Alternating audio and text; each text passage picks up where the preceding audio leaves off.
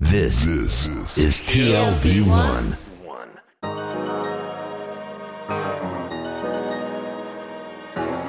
The Tel Aviv Review with Gilad Halpern. Hello and welcome to the Tel Aviv Review, a program dedicated to the word, to the thought and to debate. I'm your host, Gilad Halpern, and every week I'll be engaging in close encounters of the intellectual kind with writers and scholars, or just people of ideas of all types and vocations who have done something to make our lives a tad more interesting. My guest today is a communications scholar at Ariel University and the head of the Center for Defense and Communication there. He is also the author of a new book entitled Psychological Warfare in the Arab-Israeli Conflict that was recently published in English by Palgrave Macmillan. Dr. Ron Schleifer, hello and welcome to the Tel Aviv Review. Hi, pleasure to be here. So let's start with a broad question. Sure. How would you define psychological warfare? And more precisely, I'm interested to know whether it is a strictly modern phenomenon that is linked to the advent of mass communication. Well, actually, it's just a synonym for the bad old term of propaganda. Mm-hmm. It's bad. It was propaganda was from ancient times, but was especially given a bad name by Dr. Goebbels and the communists, etc. So ever since, the Western society is trying to avoid using propaganda, except when the enemy does it. But when we, the enlightened West, do it, so we call it either political warfare, psychological warfare, psychological hasbara. Operation. In Israel, we have a name for it. It's called hasbara. So in English. You would say that propaganda and hasbara are all the same, or not the same, but part of the same category, the umbrella term psychological warfare? Well, I'm a bit hesitant to say yes, even though the answer is yes, but a bit hesitant to say yes because propaganda is so bad, so evil, and hasbara is so positive. But basically, if you are talking about persuading mass audiences during wartime, then the answer is yes. Mm-hmm. And how does it work, really, in practical terms? Well, we defined it according to three main target audiences. First of all, the most important target audience is the home audience, the home front, and then the enemy, and then all the other audiences which are called the neutrals, meaning we want them on our side or at least not to support our enemies. So home audience, we explain the purpose of the war, the purpose of the conflict, etc. To the enemy, we're trying to persuade not to get into the conflict, but if they did get into the conflict, what we want to persuade them that they don't have a chance of winning and it's a waste of energy and human lives and material, etc. To the neutrals, we want to say that we are the just side of this conflict and please support us. Everyone does it, the most enlightened regimes, the greatest democracies, as well as ISIS, etc. Mm-hmm. But would you say that it's in order of importance? Would you say that the home front is really the most important audience? So more than discouraging the enemy, the purpose of psychological warfare is to create some kind of rallying cry for the people themselves? What's more important, to be warm in winter or to get fed? I mean, it's both go hand in hand. You can't live as a free state without persuading your home front that the enormous sacrifice that they are called to sacrifice are justified. And then what you focus is try to persuade the enemy that they're going to lose. Now, specifically speaking, psychological warfare is directed towards the enemy. And this makes it much more plausible and easily digestible. If you would like to define psychological warfare per se, you would say that this is the non-violent efforts exercised in wartime in order to promote the military objectives. Now, would stabbing be a non-violent means to persuade? That's where the definition goes a little bit, sideways. Yeah. Now, if you want to be more popular, you would have a few definitions. If you want to persuade the enemy, let's say, let's put it in the most joking way, so to speak. Psychological warfare is geared towards making the home front patriotic and the enemy pacifists. Mm-hmm. Okay, now this is one way of persuading it. It's a very partial, but it hits the mark. Mm-hmm. So again, you said that it's a non-violent, essentially non-violent. Mm-hmm. Essentially non-violent. So that brings me to my next question: is it working? Is it effective at all? If it's non-violent? No question about it. No question about it. I'll give an example. One of the most effective means of psychological warfare is evoking guilt. Mm-hmm. If you evoke guilt among the enemy soldiers and the civil society, you can say that you have done half the job of winning the war, because a soldier who has guilt feelings is not effective whatsoever. Therefore, every side is trying to train the soldier to act on instincts and not on thought. And every psychological warfare campaign is trying to say, stop, wait a minute, think of what you do. Because basically the dirtiest, filthiest thing or phenomenon in human nature is war. Mm-hmm. Right? And then, but there's war all the time. But if a nation wishes to succeed, it has to engage in war. So what it does, it takes the best of its people, the poets, the writers, the landowners, the intellectuals, everyone, and putting them in some sort of a factory that will make them effective killing machines. Mm-hmm. Now, the more effective they are, the more chances this country has to survive the war. So would you say that the more conscientious societies, the democratic ones, are bent to be on the losing end because they are more prone to feelings of guilt? I don't see, the ISIS warriors. Guilt doesn't work there. No. Yeah, exactly. That's what I'm saying. Exactly. Guilt would not work there. Well, the other elements, everyone has levers. Every human being has its own levers. Every society has its own levers. So you have to know, on the West, which is trained on the Judeo-Christian Codex, born and raised on the Judeo-Christian Codex, guilt is very effective. Uh-huh. Okay. Now to ISIS, what you would go to other factors like honor, shame. If you shame them, that they would commit suicide and not to get shamed. They would make any wrong military move in order not to lose face. So if you persuade them to lose face, or you persuade them that they have traitors amongst them, they'll start killing each other, etc., etc. Mm-hmm. I want to go back to the practicalities of all this, because we said that it's as old as humanity, more or less, right. as old as war, right?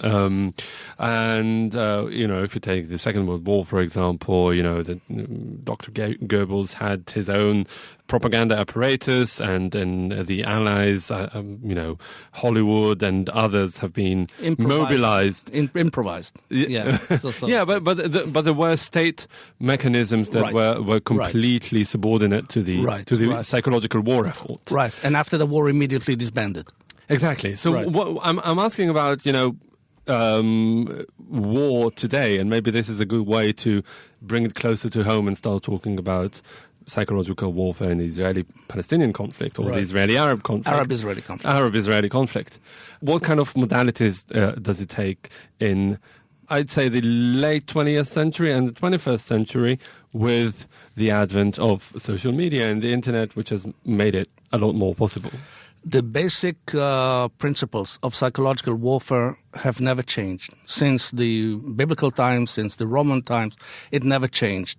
What has changed is the technology of delivering the message. Mm-hmm. Now, the more the technology is advanced, meaning the more focused the target audience, the more chances you have of winning your persuasion campaign. And therefore, because social media is so pervasive, it's become a medium more that fragile.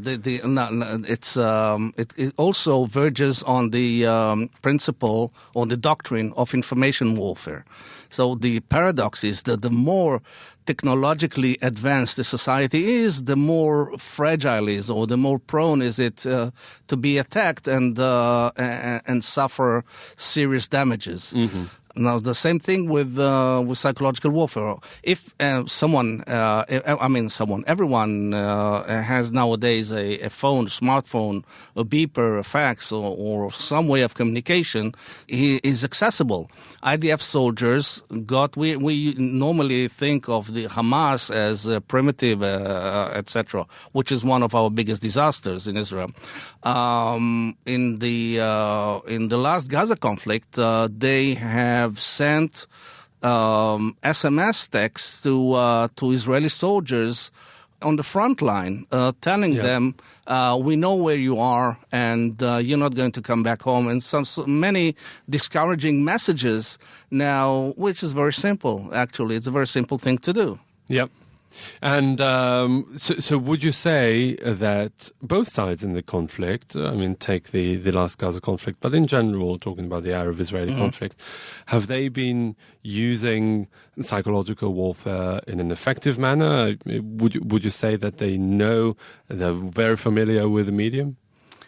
Look, the thinnest book in the world in the Encyclopedia of Israeli Hasbara, right? A very thick book would be the encyclopedia of the Palestinian propaganda campaign against Israel. Mm-hmm. It's a campaign that has lasted longer than the Cold War. Right. We're talking about 5 or 6 decades of constant messaging and campaigning to persuade the Israelis to back off. Mm-hmm. But it hasn't worked. I beg to differ. I'll give you two examples. One example was in Lebanon, that Israel retreated from Lebanon in May 2000. Despite the fact that it was clear and obvious to everyone, including to the leaders of Israel, that they're doing a bad move, yet they withdrew. This is a major success of psychological warfare. Another example is the Gilad Shalit affair.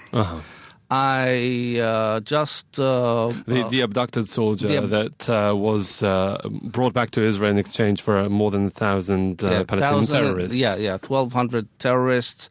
Most in 2011. In 2011. And the campaign was, according to, if I analyze it according to the psychological warfare lines, it was designed mainly to disrupt Israeli society rather than get back the prisoners. Yet, for 5.5 years, the Palestinians led an enormously effective campaign in order to break the cohesion of Israeli society, which is, even after 7 decades, is quite fragile. And what buttons did they push? Was it guilt, like we said before? Is it really the most evoked emotion? Guilt, not in this case. Guilt was used from the first Intifada onwards. But what they used, the mechanism that they pushed, that we are right and you know it, and we are strong and you know it, and we are more agile and you know it, and therefore in the long run we're going to win. And which is the basic tenets of revolutionary warfare. And the Palestinians, first of all the PLO, and afterwards those who went over to Hamas, have inserted the doctrine that they've learned in the communist bloc in the 60s and 70s.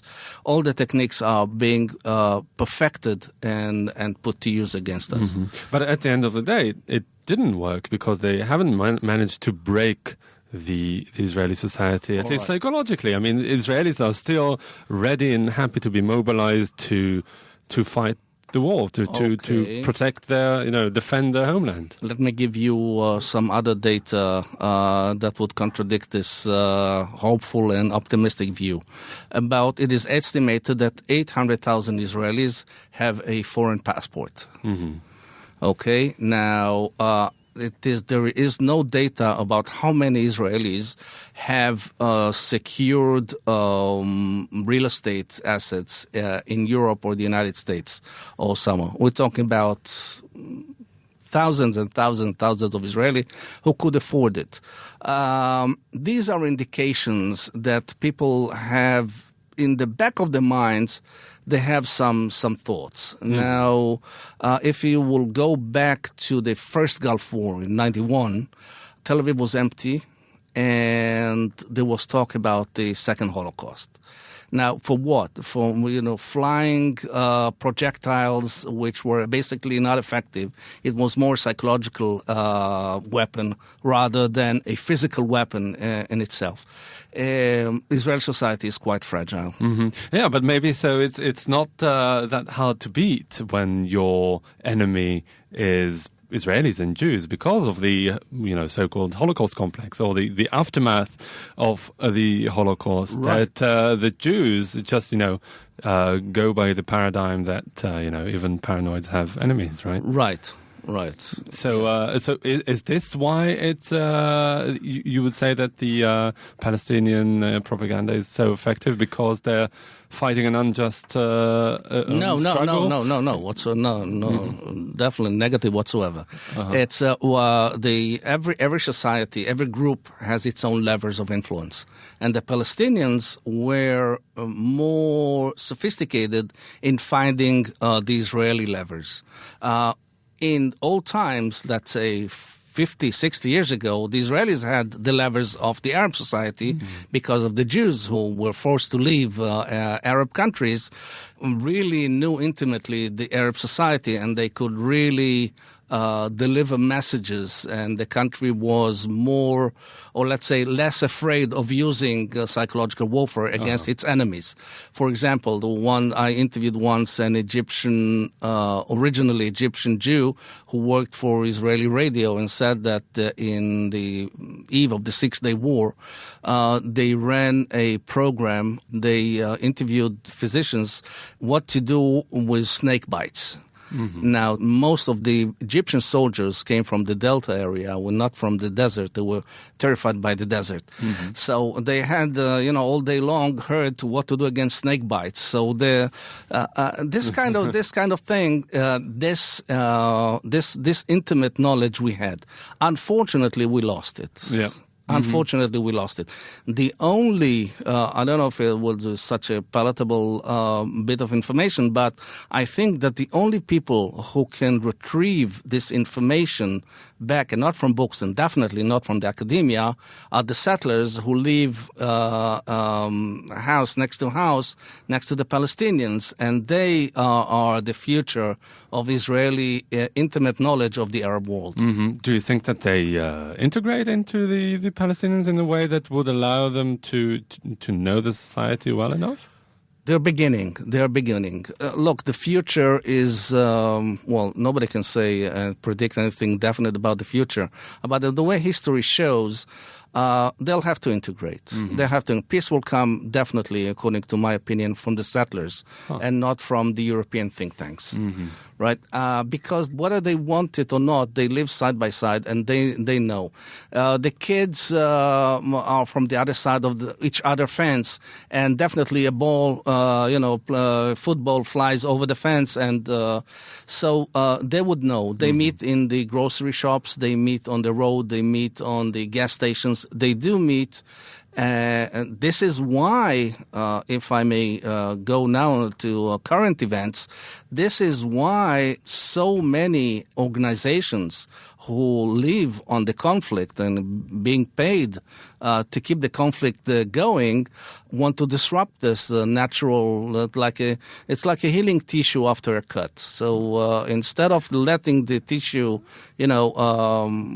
form the and close the wound, So they definitely disrupt it and try to rip it off. But then remains the third or last or whatever audience, which is the international public opinion. Right. And, going back to the failures of the Israeli hasbara, what would you say? How many hours do we have? No, but what do you say is the one thing that Israel should do ASAP to improve its hasbara? Realize how important it is. Now, when a government really, not say it, not just declaratively, but really, really understand how important it is, then it starts spending money. And the way government, not just the Israeli government, that any government always have worked, that some of the money can hit a target. We heard about Benjamin Netanyahu allocating 100 million shekels to fight the BDS. BDS is Room 101, is the current evil. Afterwards, there will be another, it will be COD, STT. Yeah. Whatever will come, something, a new evil will come once the BDS is dealt with. This is the idea.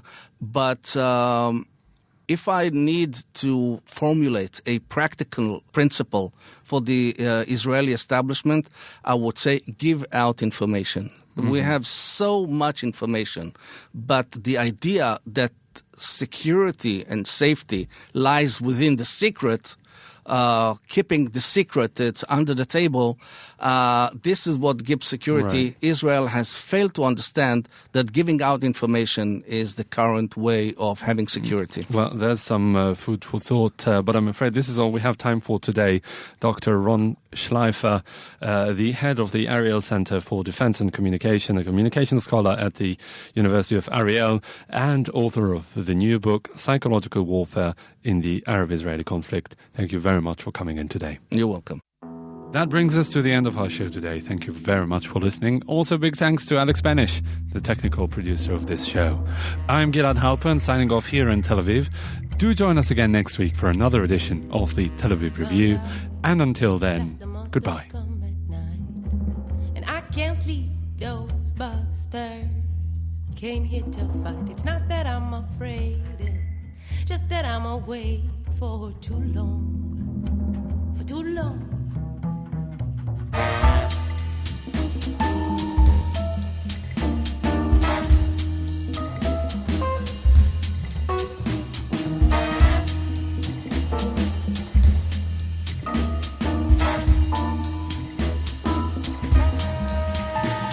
Sounds right to take from those busters a bite.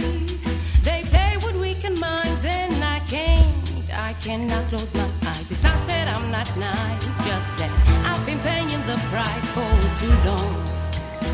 For too long.